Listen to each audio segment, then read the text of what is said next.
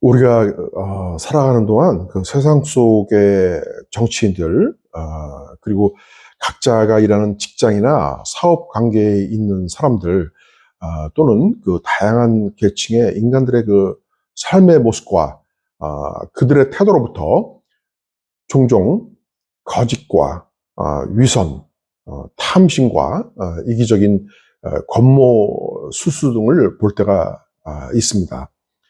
우리는 그러한 자들의 그 모습을 보면서 그들은 기독교인이 아니기 때문에 그와 같은 행동을 하는 것이라는 추측을 하기가 쉽습니다. 그러나 뜻밖에도 그러한 사람들 중에는 스스로 나는 크리스찬이다, 나는 기독교인이다 라고 자처하는 사람들이 많이 있습니다. 그러면 그것을 어떻게 설명할 수 있는가? 그것은 대부분의 기독교인들이 마음으로 확실하게 내가 믿고 있으면, 내가 마음속에서 확실하게 믿고 있다, 하나님을 믿는다, 예수 그리스도를 구주라고 믿는다 라고 하면은 구원받은 것으로, 구원받는 것으로 믿고 있기 때문입니다. 과연 우리는 그 마음 안에서 예수를 구주로 믿고 있기만 하면 하나님의 은혜로 인하여 구원은 보장되는 것인가? 우리는 그 점에 관해서, 즉 올바른 구원의 길에 관해서 깊은 고민을 하지 않으면 안 됩니다. 우리는 오늘 하나님의 나라를 볼 수 있는 올바른 구원의 길에 관하여 예수께서는 무엇을 말씀하셨는지 살펴보고자 합니다. 오늘 본문을 통해서 발견되는 것은 유월절 무렵에 그리스도께서 예루살렘에 머물고 계시는 동안 그 표적, 사인, 그 표적, 그런 표적과 또 설교를 행하심으로써 많은 사람들이 그의 이름을 믿었다는 사실입니다. 그런데 어느 날 밤 바리새인이면서 산헤드린 공회원으로서, 산헤드린이라고 하는 것은 유대인들 그 커뮤니티에서 지도자급에 해당되는 그러한 한 멤버입니다. 산헤드린 공회원 하면은 그 지도자급에 해당되는 그러한 멤버, 대표격이 되고 그런 멤버인데, 그 멤버 중에 한 사람인 니고데모라고 하는 사람이 밤에 예수님을 찾아왔습니다. 니고데모는 그리스도가 행하시는 그 표적과 말씀들과, 그리고 성전에 그 상인들을 쫓아내시는 그런 행위들을 통해서 그가 결코 평범한 사람이 아니라 하나님이 보내신 선지자임을 믿었던 것 같습니다. 비록 니고데모가 그리스도를 선생이라고 그렇게 불렀음에도 불구하고 니고데모의 그 내심 속에는 예수께서 혹시 유대인들이 그렇게 오랫동안 기다려왔던 메시아일지도 모른다고 생각했던 것 같습니다. 바로 그러한 점이 그가 다른 동료 유대인들의 눈을 피해서, 왜냐하면 조금 전에 말씀드린 바와 같이 그 지도자급에 해당되는 유대 커뮤니티, 유대 그 세계 속에서, 유대 사회 속에서 그 지도자급에 해당되는 그런 사람인데, 다른 사람들을 의식하지 않을 수가 없기 때문에 그래서 밤에 조심스럽게 예수님을 찾아왔을 그럴 가능성이 아주 높아 보입니다. 니고데모는 율법을 가르치는 그런 선생으로서 하나님의 나라에 들어갈 수 있는 도에 대해서, 길에 대해서 항상 고민하면서 또한 그 진리를 찾기 위해서 애썼던 그런 사람으로 보입니다. 이 본문에는 나와 있지 않지만 2절과 3절 사이, 그 2절과 3절 사이를 우리가 이제 조금 전에 같이 봉독했었는데, 이 2절하고 그 다음에 3절 사이에 보면은 니고데모가 본문에는 없지만 이 2절과 3절 사이에서의 대화, 지금 이렇게 당신이 하나님께서 오신 선생인 것 같습니다. 그런 줄 제가 압니다. 라고 말을 하고 있잖아요. 근데 예수님은 거듭나지 아니하면은 하나님 나라를 볼 수 없다. 천국에 들어갈 수 없다. 이렇게 말씀하고 있는 걸로 보아서 그 니고데모가 그리스도께 선생이여 어떻게 하면 하나님 나라에 들어갈 수 있습니까? 라고 질문을 했던 것으로 추정이 됩니다. 그와 같은 그의 그 진지한 질문에 대해서 예수께서는 사람이 거듭나지 아니하면 하나님 나라를 볼 수 없다라고 답변하십니다. 이와 같은 그리스도의 그 답변에 대해서 니고데모는 그 의미를 도저히 이해할 수가 없었습니다. 지금까지 니고데모는 하나님 나라에 들어가는 그 길이란 인간의 능력으로 최선을 다해서, 즉 육신적으로 성실히 율법을 지키는 것이라고 그렇게 믿어왔습니다. 그와 같은 육신적 사고의 틀에 갇혀있는 니고데모로서는 한 번 태어난 사람이 어떻게 모태에 들어간 후 다시 태어날 수 있는가, 이렇게 의문을 갖는 것입니다. 그것이 니고데모가 보여주는 인간의 사고 능력의 한계인 것입니다. 지금 그리스도께서는 하나님 나라에 들어가기 위해서 거듭나야 함을 말씀하고 있습니다. 그가 말씀하시는 거듭남이란 무엇인가? 우리는 이 그리스도의 말씀의 의미를 이해하기 위해서 먼저 그가 누구이신지를 알아야 합니다. 이 책의 서론은, 요한복음 이 책의 서론은 다음과 같이 시작하고 있습니다. 태초에 말씀이 계시니라. 이 말씀이 하나님과 함께 계셨으니 이 말씀은 곧 하나님이시라. 그가 태초에 하나님과 함께 계셨고 만물이 그로 말미암아 지은 바 되었으니 지은 것이 하나도 그가 없이는 된 것이 없느니라.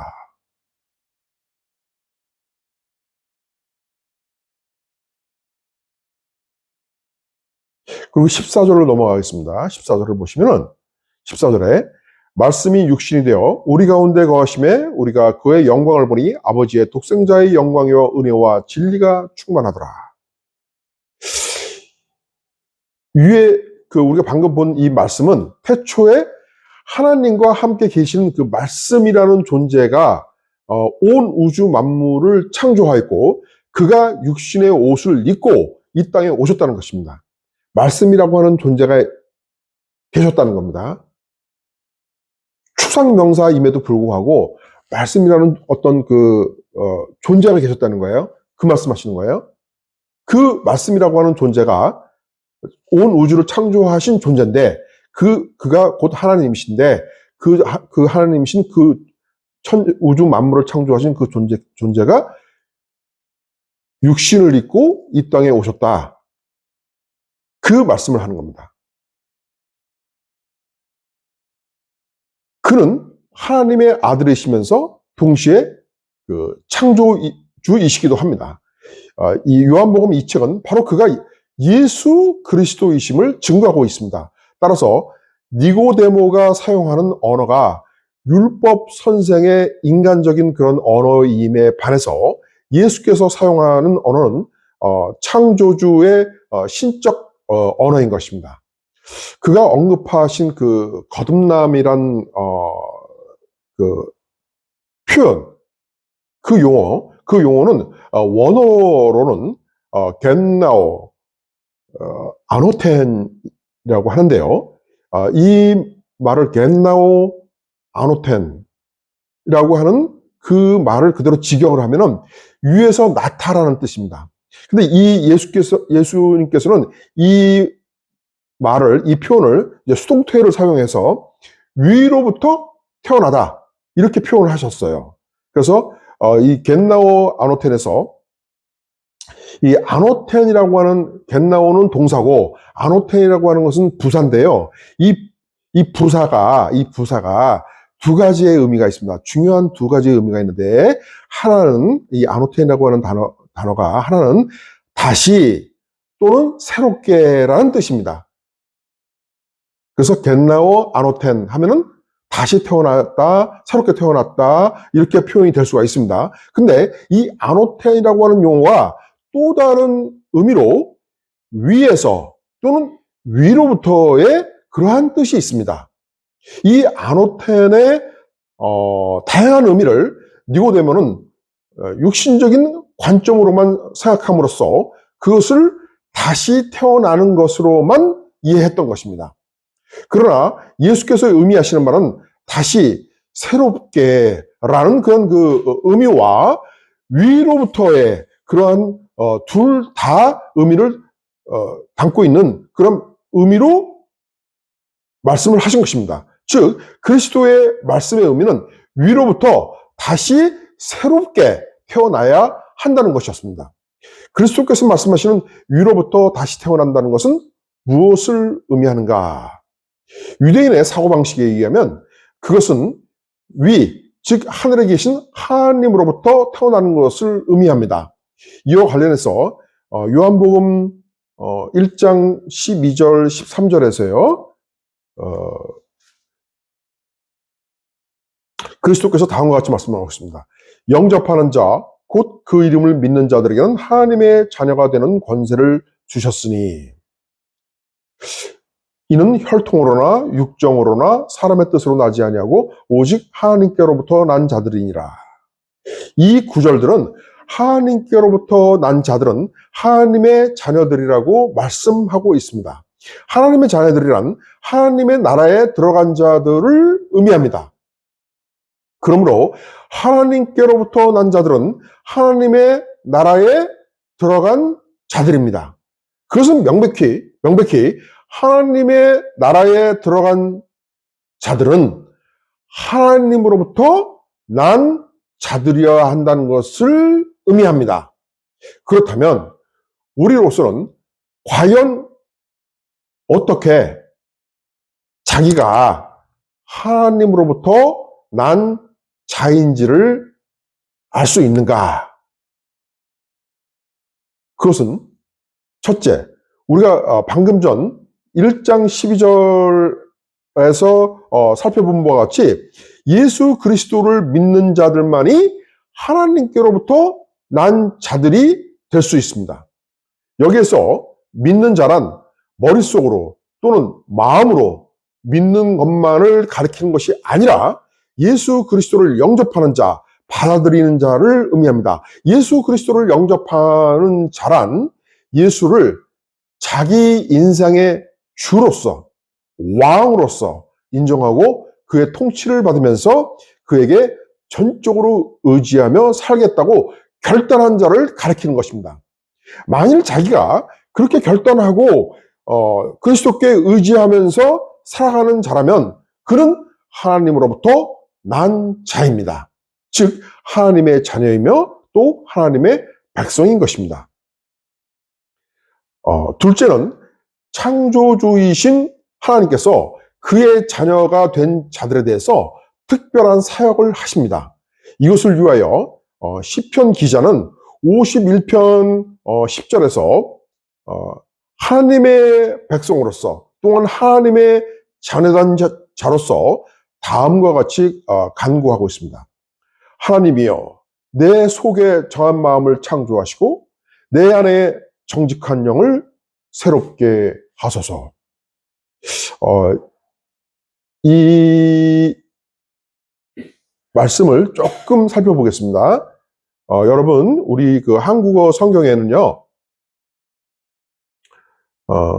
하나님이여 내 속에 정한 마음을 창조하시고 내 안에 정직한 영을 새롭게 하소서 이렇게 되어 있기 때문에 여러분들께서 혹 오해를 하실 수가 있어요. 정한 마음이 뭐지? 이거를 우리 부모님 세대 때는 한자 세대이기 때문에 이게 정한다 그러면은 이게 정결하게 깨끗하게 이렇게 얼른 이해를 하는데 우리 세대만 해도 이게 뭘 정했다 이렇게 잘못 이해를 할 수가 있지 않겠습니까? 그래서 제가 여기 보시는 바와 같이 특별히 좀 강조하느라고 이렇게 크게 이렇게 표시를 했는데, 이게 정하는 영어 성경, 우리 그 성경을 보면은 여기 보면은 clean heart, 또는 어떤 성경에는 pure heart라고 이렇게 번역을 했습니다. 그래서 clean heart, pure heart, 뭐 똑같이 그 원어에, 히브리어 원어에 가깝게 번역을 한 것이라고 볼 수 있고요. 그 다음 두 번째, 여기서 우리 한국말에 이 정직한이라고 되어 있는데요. 이게 좀 사실은 원어하고는 그렇게 좀 가까운 번역은 아닙니다. 이 영어 번역에서는 상당히 가깝게 번역을 했는데요. 여기 보면은 right spirit 이렇게 표현을 했어요. 그래서 올바른 그런 뜻입니다. 여기서 이 정직한 영을 새롭게 하소서라기보다는 오히려 내 안에 올바른 영을 새롭게 하소서, 이렇게 이해를 하시는 게 그게 정확한 겁니다. 정직한은 좀 어니스트한 뭐 그런 뜻이잖아요. 근데 여기서 정직한이 아니라 올바른 그 바른 그런 뜻입니다. 이 말씀은 태초에 우주 만물을 창조하셨던 하나님께서 자기의 백성을 깨끗하고 올바른 영으로 새롭게 하신다는 것을 의미하는 겁니다. 그렇기 때문에 이 시편 기자가 이렇게 해주십사 하고 간구하는 기도를 하는 것입니다. 그렇죠? 달리 말씀드리면 하나님께서 자기의 자녀를 위한 재창조의 작업을 하신다는 것입니다. 시편 기자가 이 구절에서 사용한 창조하시고로 번역된 이 창조하시고라고 번역된 이 단어의 그 원어, 히브리어 원어는 바라인데요. 그것은 이 창세기 1장 1절에 그 태초에 하나님이 천지를 창조하시니라 에서 사용된 그 원어하고 같습니다. 이 창조하시다, 창조하다가 바란데 바라라고 발음을 하는데요.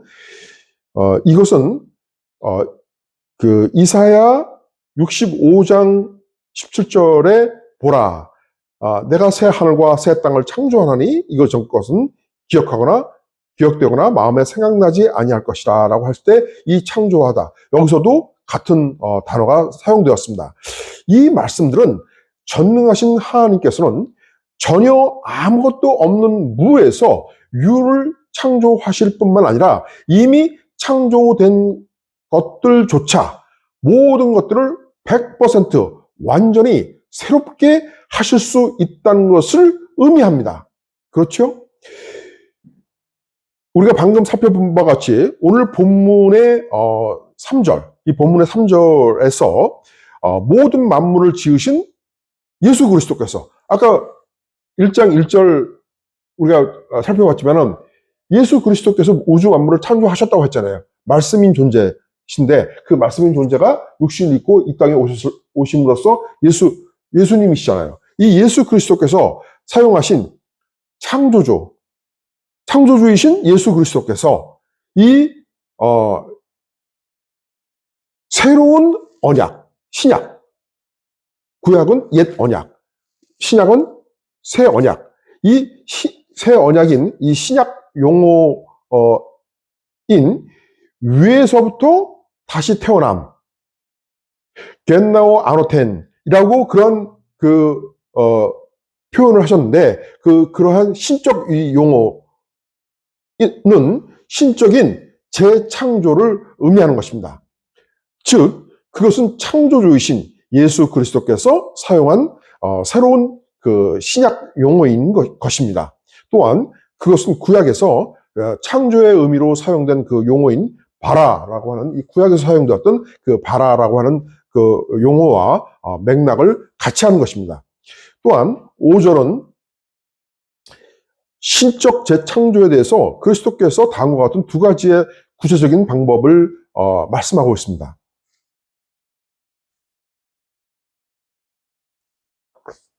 첫째, 그리스도께서 5절에서 언급하신 여기에서 그 물이 나오잖아요.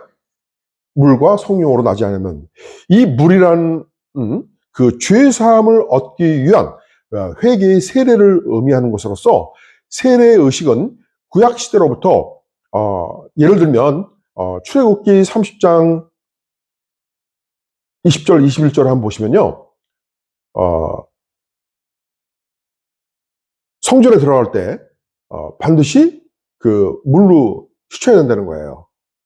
몸을 정결하게. 그 몸을 정결하는 것은 그런 의식을 통해서 마음도 정결하게 하나님 앞에 그렇게 나오는 그런 자세, 그런 자세를 가지고 나와야 되기 때문에 이렇게 구약에서 몸과 마음을 씻는 그 의식으로서 물로 씻으라고 이렇게 정하신 겁니다.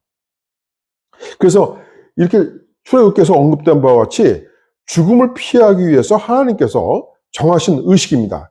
옛 언약 안에서는 노아의 홍수 사건, 그리고 이스라엘 백성들의 그 홍해의 바닷물을 통과한 출애굽 사건 등과 같이 죄인인 인간은 죄의 용서를 받고 구원을 얻기 위하여 물로 몸을 씻는 그러한 그 정결 의식을 통해서 마음의 씻임을 받은 후에야 비로소 하나님께 나아갈 수 있었습니다. 더럽혀진 그런 그 인간의 영혼을 깨끗하게 하기 위하여 물로 정결 의식을 행하도록 정하신 것은 하나님이십니다. 그것은 레위기 11장 그리고 민수기 19장 등에서 이렇게 언급되고 있는 정결 의식과 같이 구약 시대 동안 내내 지켜져 내려온 하나의 그 정결 의식, 그 클리닝 그 세리모니, 그러한 이 룰이에요. 그와 같은 그 옛 언약의 전통에 따라서 새 언약 안에서도 심지어는 예수께서도 그의 사역을 시작하시기 전에 죄가 없으신 분임에도 불구하고 죄인과 동등화하심으로써 마치 죄인처럼 하나님께서 정하신 죄 사함의 방법에 따라서 세례 요한으로부터 세례를 받는 그런 모범을 보이셨던 것입니다. 그러므로 우리가 그것에 대해서, 즉 정결 의식인 이러한 그 세례에 대해서 어떠한 이의나 질문을 할 수가 없어요.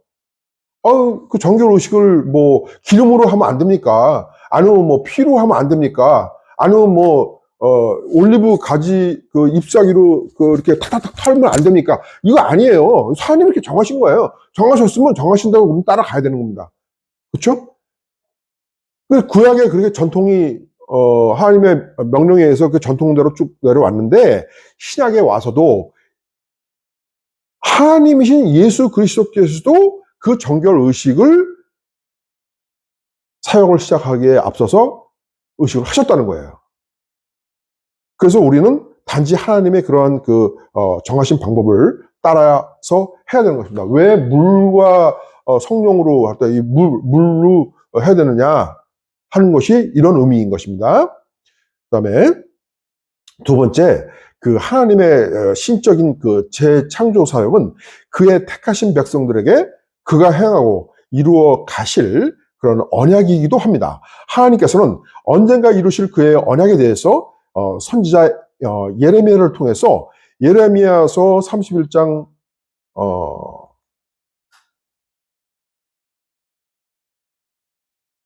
31절하고 33절에서 이렇게 말씀하셨습니다. 31절 보시면 여호와의 말씀이니라 보라 날이 이르니 내가 이스라엘 집과 유다 집에 새 언약을 맺으리라. 33절 그러나 그날 후에 내가 이스라엘 집과 맺을 언약은 이러하니 곧 내가 나의 법을 그들의 속에, 하나님의 법을 그들의 속에, 그러니까 각자 우리 여기서는 지금 이스라엘 백성을 의미합니다만 이스라엘 백성들 한 영혼 한 영혼 속에 두며 그들의 마음에 기록하여 나는 그들의 하나님이 되고 그들은 내 백성이 될 것이라. 여호와의 말씀이니라. 이 말씀은 하나님께서 이스라엘 백성에게 하신 그의 옛 언약을 새롭게 하시겠다는 약속입니다. 그로부터 얼마 후 하나님께서는 선지자 에스겔을 통해서 그의 언약의 구체적인 실행 방법에 관해서 다음과 같이 말씀하십니다.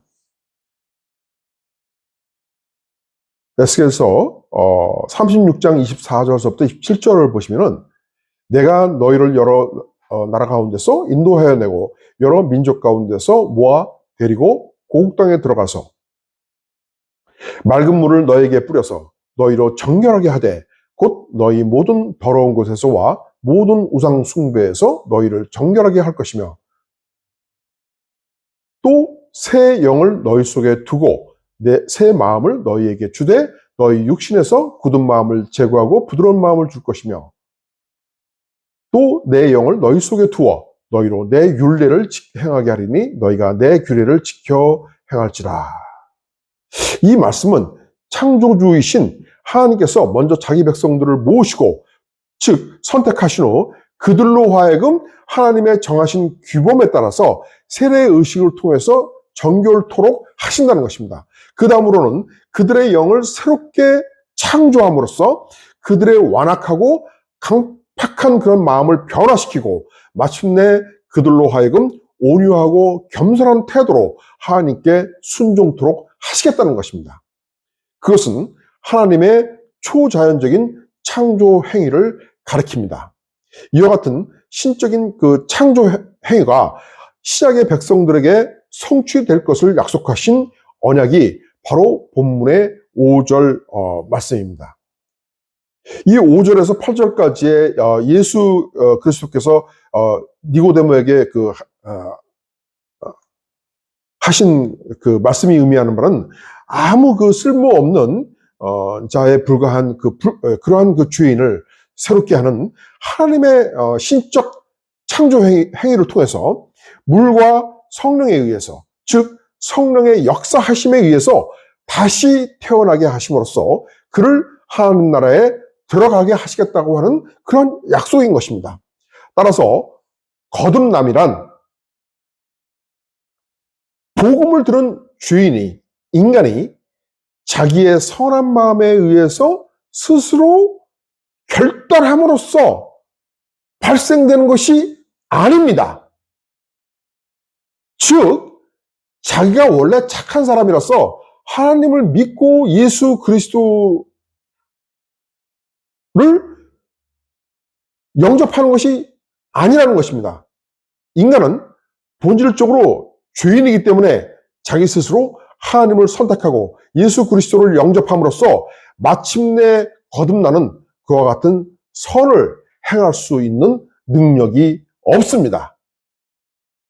거듭남은 전적으로 성령의 역사를 통해서 이루어지는 하나님의 재창조 사역입니다. 달리 말씀드리면 거듭남이란 창세전서부터 정하신 하나님의 구원 계획에 따라서 그가 선택하신 백성에게 행하시는 초자연적인 하나님의 신적 재창조 사역인 것입니다. 한편 사도 요한은 예수께서 그리스도이심을 믿는 자마다 하나님께로 또 난 자니 라고 말씀하고 있습니다. 그것은 예수 그리스도를 믿는 자는 하나님으로부터 난 자임을 스스로 증거한다는 것을 의미합니다. 즉 예수 그리스도를 믿는 자란 하나님의 신적 재창조 사역인 거듭남이 이루어진 자를 의미하는 것입니다. 그것은 하나님으로부터 난 자는 예수 그리스도를 믿는 자를 의미하는 것이며 거듭난 자라고 하는 것을 의미하는 것입니다. 그런데 거듭난 자는 거듭난 자의 태도를 보임으로써 그의 믿음이 참 믿음이라는 것을 증거해야 합니다. 만일 누군가 자기 스스로 예수 그리스도를 믿는 자임을 자처하면서도 거듭나지 않았다면, 즉 거듭난 자의 그런 삶의 태도, 거듭난 자의 그런 모습을 보이지 않는다면 그는 하나님으로부터 난 자가 아닌 것입니다. 따라서 그는 하나님의 나라를 결코 볼 수 없는 것입니다. 즉 천국에 들어갈 수 없다는 뜻입니다. 그것은 거듭난 자가 아니면 성경에서 말씀하는 진정으로 믿는 자가 아니라는 것입니다. 오직 거듭난 자만이 참 믿음을 가진 자인 것입니다.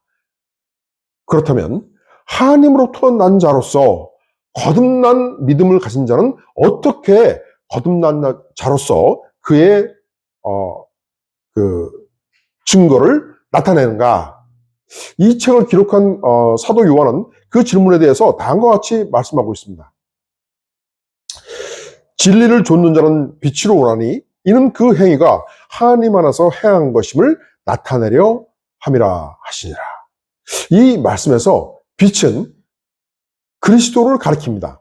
따라서 이 말씀은 하나님으로부터 난 자는 하나님의 영이신 성령 안에서, 즉 성령에 의해서 그리스도를 향하여 진리를 따라서 빛을 향하여 간다는 것입니다. 즉 그리스도를 향해서 나아가는 태도를 보인다는 것입니다.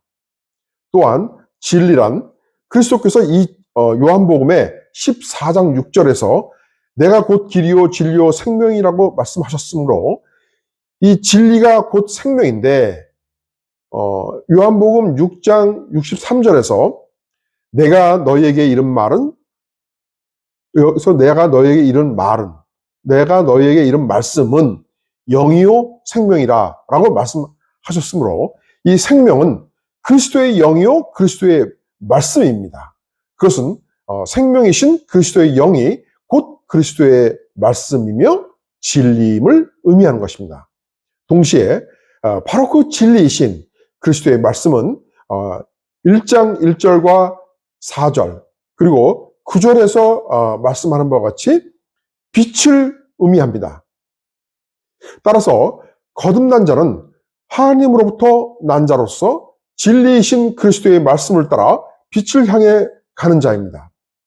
달리 말씀드리면 거듭난 자는 빛이신 그리스도를 향해 달려감으로써 그리스도를 사랑하고 그의 말씀을 사모하며 순종하는 태도를 보인다는 것입니다. 왜냐하면 빛을 향해 가는 자, 즉 거듭난 자는 하나님께서 세상의 수많은 그런 자들 가운데서 자기를 선택하심으로써 빛이신 그리스도께 나오게 하셨다는 그런 사실에 대해서 믿을 수 없을 정도의 그 놀라움을 금치 못해서 그냥 벅차오르는 감격으로 그런 가슴으로 감격해 하기 때문입니다. 그래서 거듭난 자는 다음과 같은 그런 삶의 태도를 보입니다. 첫째, 자기와 같이 초라한 죄인을 위하여 하나님의 아들이신 예수 그리스도께서 십자가에서 비참한 죽음을 당하셨다는 그런 사실에 대해서 무한한 감사의 마음을 가짐으로써 자기 의와 인간의 본능적 욕구인 자기 생명을 포기하고 그리스도께 의존합니다. 즉 그리스도를 믿고 따르는 삶을 살아간다는 것입니다. 자기의란 한 인간이 어떠한 선한 행위를 하고 그런 일을 한 것에 대해서 스스로 자기 만족을 느끼거나 또는 성취욕을 느끼는 것을 의미합니다. 뿐만 아니라 그와 같은 일을 통해서 다른 사람들 또는 교회 지도자들로부터 인정받고자 하는 그런 마음입니다. 자기 의의를 가진 자는 그나마 자기 의의마저도 없는 자들보다는 나름대로 열정이 있고 부지런함이 있는 그러한 특징을 지니고 있습니다. 그래서 그러한 사람들은 자기의 열정과 부지런함에 대해서 스스로 자부심을 갖고 있습니다. 그런데 그런 사람들의 또 다른 특징은 자기와 달리 열정과 부지런함이 없는 그런 다른 사람들을 쉽게 비난하는 그런 경향이 있습니다. 또한 그런 사람들은 타인에게 쉽게 분노를 나타내는 그런 경향이 있고 또 자기가 얼마나 수고를 했는지 또 자기가 어떠한 업적을 이루었는지를 나타내기를 좋아합니다. 바로 그것이 자기의입니다. 그러나 거듭난 자는 그러한 자기의를 철저하게 죽이는 노력을 하고 진정한 의인이신 오직 그리스도만을 나타내고자 하는 것입니다. 또한 인간의 본능적 욕구인 그러한 자기 생명이란 세상적 욕심으로서 물질에 대한 욕구, 명예에 대한 욕구, 권력에 대한 욕구와 같은 그런 것들을 생명처럼 소중하게 여기면서 끊임없이 그것들을 추구하는 세속적인 마음을 가리킵니다. 진정으로 거듭나지 않은 자는 그와 같은 그 본능적 욕구를 지닌 자기 생명을 지극히 당연한 것으로 여기면서 살아갑니다. 그러나 진정으로 거듭난 자는 갈라디아서 6장 14절 여기서 말씀해서처럼 세상에 대해서 십자가에 못 박음으로써 자기를 십자가에 못 박음으로써 그와 같은 죄된 본성의 자기 생명을 포기하고 의로우신 그리스도의 생명으로 살아가고자 합니다. 둘째, 거듭난 자는 하나님의 사랑의 은혜로 인한 감격과 감사에 의해서 하나님의 나라와 그의 의를 위하여 기쁨으로 자기의 삶을 드리고자 합니다. 이 책을 기록한 사도 요한은 요한 1서 우리 사도 요한이 요한 서신서도 쓰셨는데요. 이 요한 서신서를 보면 요한 1서 첫 번째 편지입니다. 그 편지의 2장 29절을 보면 너희가 그의 의로우신 줄을 알면 의를 행하는 자마다 그에게서 난 줄을 알리라 라고 말씀하고 있습니다. 그것은 그리스도께서 자기와 같은 그 죄인을 위하여 대신 죽음으로써 그가 참으로 의롭다는 것을 깊이 깨달은 사람은 자기도 또한 그리스도와 같이 의를 행하고자 한다는 것입니다. 반면에 의를 행하지 않는 자는 그리스도에게서 난 자가 아니므로 거듭난 자가 아닙니다. 그리스도의 의란 죄인을 위하여 자기의 목숨까지도 내놓는 그런 헌신적인 사랑, 그리고 빌립보서 2장 6절에서 8절의 그 말씀처럼 하나님의 본체이시나 동등됨을 취하지 아니하시고 죽기까지 복종한 겸손함의 그런 온유함입니다. 따라서 그리스도를 쫓아서 그리스도를 따라서 그리스도의 의인, 사랑과 겸손한 그런 그 온유함을 행하는 사람은 그가 하나님으로부터 난 자이며 거듭난 자임을 나타내는 것입니다. 결론적으로 거듭남이란 초라한 한 인간을 거룩한 그리스도의 형상으로 만들어가기 위한 성령의 재창조 사역입니다. 그러므로 하나님으로부터 난 자, 즉 거듭난 자란 그리스도와 같이 의를 행하고자 그리스도의 말씀에 순종함으로써 그리스도의 형상을 나타내는 자인 것입니다. 또한 거듭난 자에게는 성령이 주시는 하나님의 은혜에 대한 감동과 무한한 감사함에 의해서 그리스도 안에서 하나님을 사랑하고 겸손하고 온유한 그리스도의 의로움이 추동적으로 발생합니다. 추동적 발생이란 성령께서 거듭난 자로 하여금 선한 의를 행하도록 힘을 가하고 밀어냄으로써 거듭난 자에게 자연스럽게 자발적이며 자동적으로 우러나오는 그런 의로움이 발생하는 것을 의미합니다.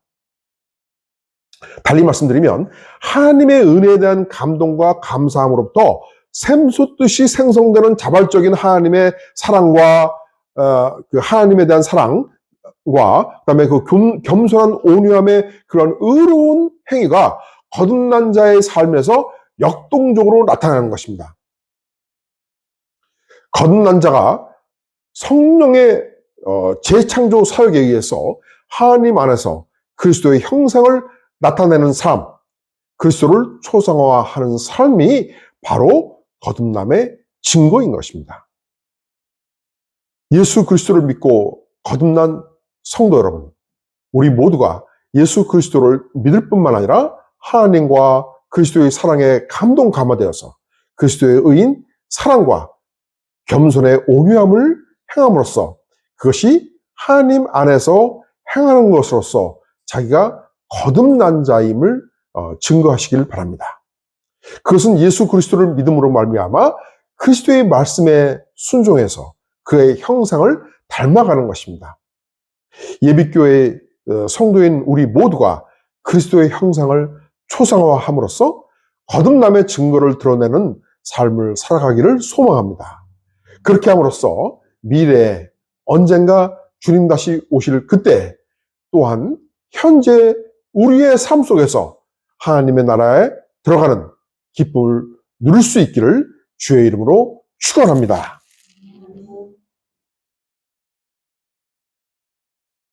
이제 우리가 그리스도께서 초대하시는 주의 만찬에 우리가 함께 참여토록 하겠습니다. 우리가 방금 제가 말씀드렸던 거듭남이 하나님의 재창조 사역이고 또 그리스도의 영이 우리를 그 재창조 사역으로서 만들어 가신다고 봤을 때 우리